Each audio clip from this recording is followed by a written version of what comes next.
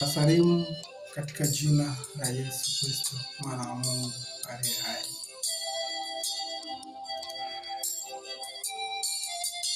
Leo nimefurahi kuongea na nyie. Ninalo neno ambalo leo limenileta. Ni Mwanzo mstari wa kwanza mpaka wa pili.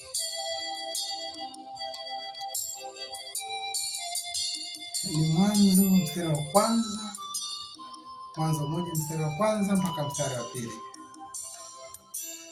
Kabla sijalisoma somo, kabla sijakaa kwa ajili ya kuandaa somo, kwa ajili ya kuletea somo, na kitu cha kuzungumza hapo ambacho Roho Mtakatifu amenisihi kuja kuzungumza na nyie mchana wa leo. Nafikiri Mungu ametubariki. Mungu ametusaidia vitu vingi sana ambavyo mpaka leo kwetu sisi ni ibada tosha. Ni ibada ambayo hatuwezi kuizania kwa maisha tuliyonayo ya kawaida. Bwana Yesu asifiwe sana. Nina kila sifa na utukufu kuleta ibada iliyo njema kwenu, kuleta haki iliyonipasa kuwa hapa leo. Mamlaka na utukufu, sifa njema zimwendee Mungu aliyeziumba mbingu na ardhi. Sifa za mbinguni zimwendee Mungu aliyeziumba mbingu na nchi. Ninashukuru kwa sababu leo ilinipasa niwe nyumbani mwa Bwana. Hapa nilipo niko nyumbani mwa Bwana na niko tayari kuwaletea neno. Somo langu la leo tutasoma Mwanzo mstari wa kwanza mpaka wa pili. Ndugu zangu wapendwa,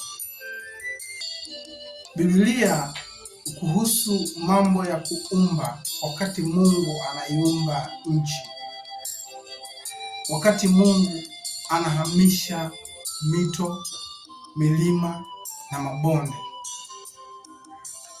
Kabla ya dunia ilikuwa ni ukiwa mtupu. Na tena Mungu anazidi kusema kupitia Mwanzo, anakwambia alifanya kazi, zilikuwa ni siku 6, lakini siku ya 7 Mungu alipumzika. Sasa kuna kitu ambacho katika hizi siku ambazo Mungu alifanya kazi, kuna kitu ambacho kimekuwa kikiwachanganya Wakristo. Hasa ambacho kinachochanganya ni wakati. Yaani Wakristo wengi wanachanganyikiwa kutokana na hivyo. Ni wakati, kwa sababu miaka 300 iliyoisha nyuma au miaka 2000 iliyoisha nyuma, wakati Yesu anashuka duniani, wakati Yesu anazaliwa duniani, kuna vitu ambavyo tulikuwa bado hatukuvielewa, kwa sababu wakati Yesu, wakati wake wa uhubiri ulipoisha, ikalazimika kupaa mbinguni. Wakati Yesu wakati wake unaisha wa kuishi duniani, mpaka akakamatwa, akaenda kusulubiwa msalabani, mpaka akafa.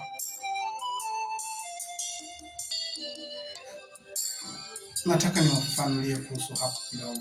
Nitahubiri kidogo, lakini pia nitafafanua kuhusu hilo kidogo. Nitaanzia hapa siku ya ibada kwetu. Siku ya ibada sisi tunajua huwa tunaabudu ni siku ya Jumapili, ambapo kwa Kiingereza tunaita Sunday. Siku ya Sunday ilikuwa ni siku ambayo Mungu ndiyo aliitengeneza kupitia mawazo ya makuhani na manabii.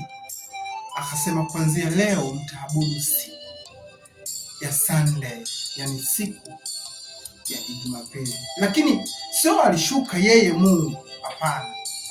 Alipitia manabii akasema mtaabudu siku ya Jumapili. Nami nitaanzia hapo.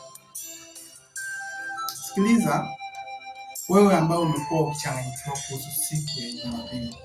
Na ndio maana wakati naanza nilisema sisi kinachotuchanganya ni muda. Sikiliza, sisi kinachotuchanganya ni muda.